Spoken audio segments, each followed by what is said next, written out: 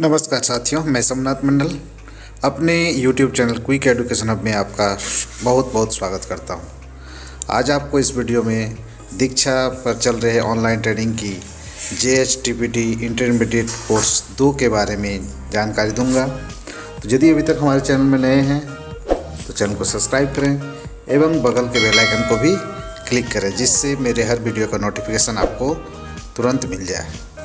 इसके अलावा आप मुझे फेसबुक, ट्विटर पर भी फॉलो कर सकते हैं। तो चलें आज के इस TPT इंटरमीडिएट कोर्स 2 पर।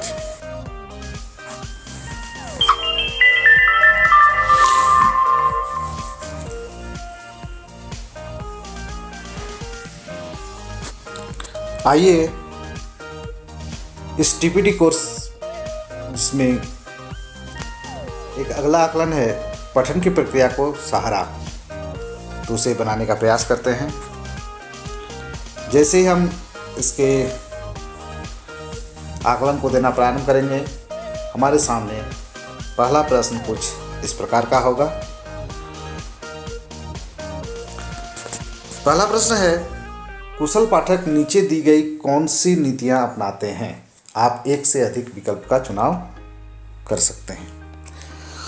तो इसमें पहला ऑप्शन है, कुशल पाठक सभी पाठ एक समान तरीके से पढ़ते हैं। पाठ पढ़ना शुरू करने से पहले वह पाठ का शीर्षक और उपशीर्षक पढ़ते हैं। वह चयन करते हुए और पढ़े हुए पाठ के बारे में फैसले लेते हुए पढ़ते हैं। पाठ पढ़ने से पहले पाठ के बारे में दूसरों की राय या समीक्षा जानने से कतराते हैं। तो इसमें जो सबसे सटीक आंसर है वह है पाठ के शीर्षक और उपशीर्षक का वो चुनाव करते हैं और वह यह चयन करते हुए पढ़े हुए पाठ के बारे में फैसले लेते हैं। इसका 2 ऑप्शन सही है। इसे सबमिट करें और आगे बढ़ें। अगला प्रश्न इस प्रकार का होगा, गीता जी अपनी कक्षा में बच्चों को कोई भी पाठ पढ़ाने से पहले कई गतिविधियां कराती है। आपको क्या लगता है वह क्यों ऐसा क्यों करती होगी? सही विकल्प चुनकर अपना जवाब दीजिए, जिसमें ऑप्शन है पाठ के विषय में संबंधों में बच्चे की पूर्व जानकारी को जागृत करने के लिए, पढ़ने के लिए उद्देश्य तैयार करना, बच्चों की पाठ को समझ को परखना, पाठ को संक्षेप में प्रस्तुत देना। तो इसमें जो सबसे सटीक है वह है पाठों के विषय संबंधी बच्चों के पूर्व जानकारी को जागृत करना और पढ़ने के लिए उद्देश्य तैयार करना। इसे क्लिक करें और सबमिट बटन को दबाएं और जारी रखा बटन दबाएं। अगला प्रश्न हमारे सामने इस प्रकार होगा, जो क्वेश्चन नंबर 3, धनंजय की कहानी पढ़ाते समय बच्चों की अंदाजा लगाने की क्षमता को बढ़ावा देना चाहते हैं। आपके अनुसार नीचे दिए गए कौन से प्रश्न अंधा बढ़ावा देने में सहायक हो सकते हैं? एक से अधिक विकल्प आप चुन सकते हैं। ऑप्शन नंबर 1, कहानी में आगे क्या होने वाला है, अब तक कहानी में क्या हो चुका है, कहानी का शीर्षक आपको कहानी के बारे में क्या बताता है, कहानी के पात्रों की विशेषता क्या है, कहानी के पात्रों की विशेषता क्या है। इसे डबल रिपीट कर दिया गया है, यानी 4 ही ऑप्शन आपको लगातार है, जिसमें सबसे सटीक ऑप्शन आपके सामने ये होगा कि कहानी में आगे क्या है। ये आपको सबसे अधिक सहायक है। और इसका दूसरा ऑप्शन भी एक है, कहानी के शीर्षक आपको कहानी के बारे में क्या बताता है। ये 2 ऑप्शन सबसे सटीक हैं और इसे सबमिट करें। आगे बढ़ें। अगला प्रश्न हमारे सामने कुछ इस प्रकार का होगा, जिसमें कपिल जी अपनी कक्षा के बच्चों को समूह में बांटती है और फिर उनको समूह में पाठ पढ़ने के लिए देती है। आपको क्या लगता है इस तरीके से कक्षा में क्या होगा? आप एक ही विकल्प को चुन सकते हैं। इसमें पहला ऑप्शन है, कक्षा में बेकार ही शोर मचेगा, बच्चे एक दूसरे के पढ़ने में मदद करेंगे, बच्चों की प्रगति जांचने में मुश्किल होगी, शिक्षक को थोड़ा खाली समय मिल जाएगा। तो इसका जो सबसे सटीक ऑप्शन होगा वो होगा, बच्चे एक दूसरे को पढ़ने में मदद करेंगे। सबमिट बटन दबाएं और आगे की ओर बढ़ें। कि एक मुर्गी के 2 चूजे थे, लेकिन बरखा जो है वो पढ़ा एक मुर्गी के 2 बच्चे थे, और अक्षत पढ़ते हैं एक मुर्गी के 2 चूहे थे। बरखा और अक्षत में से बेहतर पाठक कौन है? आप एक ही विकल्प का चुनाव कर सकते हैं। तो यहाँ पर पहला विकल्प है बरखा, दूसरा अच्छा, तीसरा दोनों अच्छे पाठक है, दूसरा अच्छे दोनों नहीं। तो इसमें हम लोग देखते हैं कि बरखा कुछ हद तक सही है, क्योंकि वह चूजे के जगह 2 बच्चे कहें, जो सिमिलर वर्ड है। इसे सबमिट करें और आगे बढ़ें। अगला प्रश्न है, आपके अनुसार एक कुशल पाठक क्या करता है जब पाठ पढ़ते हुए उसके सामने कोई कठिन शब्द आता है?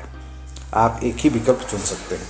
शब्द का अर्थ शब्दकोश में तलाशता है, किसी विशेषज्ञ से उसका अर्थ पूछता है, पाठ के संदर्भ शब्द का अर्थ समझने का कोशिश करता है और शब्द पर बिना ध्यान दिए पाठ पढ़ने लगता है।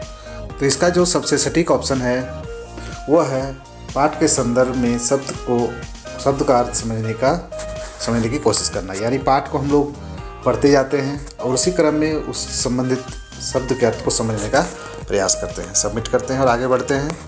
अगला प्रश्न जो 7 नंबर का है वह हमारे सामने इस प्रकार का होगा।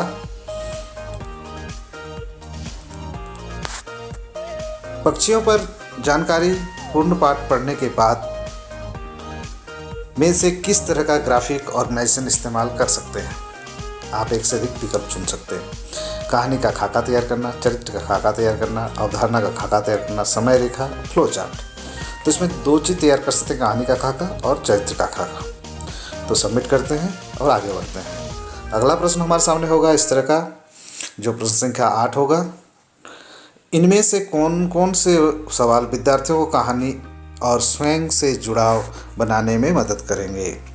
पहला ऑप्शन है कहानी में से कौन कौन था, इस कहानी में हुई घटनाओं को क्रम में लिखो, इन पाठ में हमने कौन कौन से नए शब्द सीखे, और अंतिम ऑप्शन है अगर आप कहानी के पात्र की जगह होते तो क्या करते? तो कहानी को जो सबसे समझने का अच्छा तरीका है वो है उस कहानी के एक पात्र के रूप में अपने आप को प्रस्तुत करना। इसे सबमिट करें और आगे बढ़ें। अगला प्रश्न है जो प्रश्न संख्या 9 है। राधिका कई कहानियाँ आराम से पढ़ लेती है, लेकिन गांधी जी की जीवनी पढ़ने में से उसे कठिनाई हो रही थी। उसकी मदद जीवनी पढ़ने में कैसे की जा सकती है? नीचे दिए गए विकल्पों में से सबसे सटीक विकल्प को चुनिए। ऑप्शन नंबर है 1, राधिका को जीवनी बोल बोल कर पढ़ने के लिए कहा जा सकता है। दूसरा ऑप्शन है अध्यापिका राधिका को जीवनी खुद पर पढ़कर समझा सकती है। तीसरा ऑप्शन है गांधी जी के जीवन से जुड़े चित्र दिखाकर और उन पर चर्चा करने के बाद पाठ को पढ़ने के लिए देना चाहिए। और आखिरी ऑप्शन है अध्यापिका को राधिका को कोई और आसान पाठ पढ़ने के लिए देना चाहिए। तो इसमें जो सबसे सटीक ऑप्शन है वो गांधी जी के जीवन से जुड़े चित्र दिखाकर और उन पर चर्चा करने के बाद पाठ को पढ़ने के लिए देना चाहिए। सबमिट करें और आगे बढ़ें। 10वां नंबर क्वेश्चन इस प्रकार का है। सुमित जी की कक्षा 1 के बच्चों को हिंदी पढ़ाते हैं, जहां बच्चों को खुद से पाठ नहीं पढ़ पाते हैं। ऐसे सुमित जी बच्चों को पढ़ने में मदद के लिए क्या कर सकते हैं? आप एक ही विकल्प को चुन सकते हैं। बच्चों को किताब से पढ़कर कहानी सुना सकते हैं, कहानियों की किताब का इस्तेमाल ना करके उनमें चित्र वाली कहानी वाली किताबों का ही इस्तेमाल करना चाहिए जिसमें कुछ भी लिखा ना हो। तो इसमें जो सबसे सटीक ऑप्शन है वो बच्चों को किताब से पढ़कर कहानी सुना सकते हैं। सबमिट करें और आगे बढ़ें। अगला प्रश्न और अंतिम प्रश्न होगा जो इस प्रकार का होगा। सविता जी कोई भी पाठ पढ़ाने के बाद अपने कक्षा के बच्चों को पाठ के बारे में अपनी राय लिखने के लिए कहती है। आपको क्या लगता है इसमें क्या होगा? एक ही विकल्प को चुन सकते हैं। बच्चे को अपने विचार को व्यक्त करने और लिखने में मदद मिलेगी। बच्चे के बेकार ही परेशान होंगे क्योंकि उनके पाठ का जवाब नहीं मिल पाएगा। तीसरा ऑप्शन है इस गतिविधि का आकलन मुश्किल होगा क्योंकि बच्चे अलग अलग बातें लिखेंगे। और आखिरी ऑप्शन है आकलन आसान होगा क्योंकि बच्चे एक जैसा लिख लेंगे, आखिर पाठ के थोड़े बदल जाएंगे। तो इसमें जो सबसे सटीक ऑप्शन है वह बच्चों को अपने विचारों को व्यक्त करने व लिखने में मदद मिलेगी। सबमिट करते हैं। इस तरह सभी प्रश्न का हल किया गया और आप भी अपने सभी प्रश्नों का सही हल ढूंढें एवं अपने स्कोर को इंक्रीज करें। यदि आपको वीडियो पसंद हो तो वीडियो लाइक शेयर एवं सब्सक्राइब जरूर